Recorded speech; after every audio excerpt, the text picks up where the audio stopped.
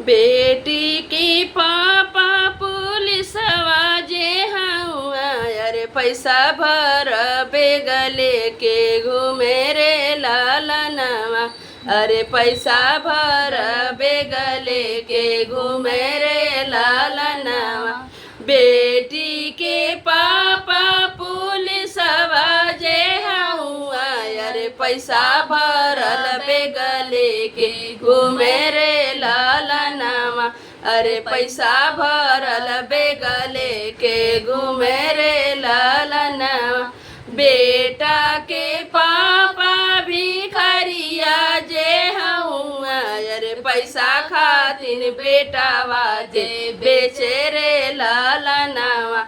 अरे पैसा खातिर बेटावा के बेचे रे लालनवा। मड़वे से बोले नी दुल्हन कवनी बेटी, मड़वे से बोले नी बेटी हो कवन बेटी। आज पापा नौकर खरीदे रे लालनवा। अरे आज पापा नौकर खरीदे रे लालनवा। अरे आज पापा नौकर खरीदे रे लालनवा। मड़वे से बोले न दुल्हे कवन राम, मड़वे से बोले न दुल्हे कवन राम।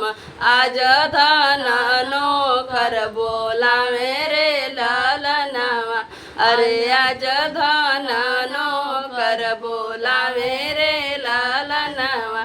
बेटी के चाचा पुलिसवा जे हुआ, अरे पैसा भरल बेग लेके घूमे रे लालनवा।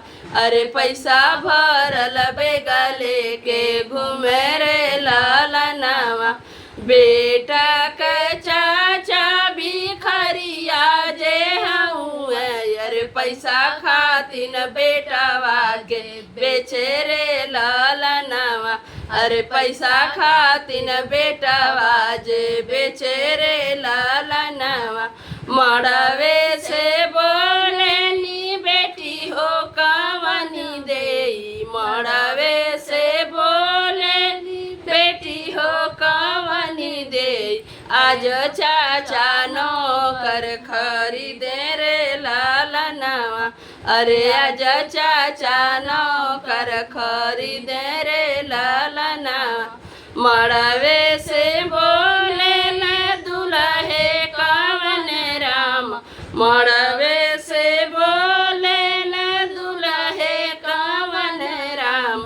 आज धन नौकर बोला मेरे लालनवा। अरे आज धन नौकर बोला मेरे लालनवा। अरे आज धन नौकर बोला मेरे लालनवा। बेटी के भैया पुलिसवा जे हुआ, अरे पैसा भरल बेग लेके घुमरे लालनवा। अरे पैसा भरल बेग लेके घूमे रे लालनवा। बेटा के भैया भिखरिया जे हुआ, अरे पैसा खातिर बेटावा के बेचे रे लालनवा। अरे पैसा खातिर भाईवा के बेचे रे लालनवा।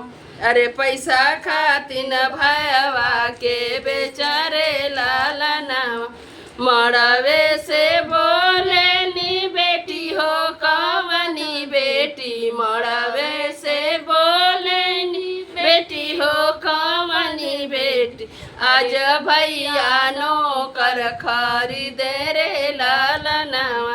अरे आज भैया नौकर खरीदे रे लालनवा।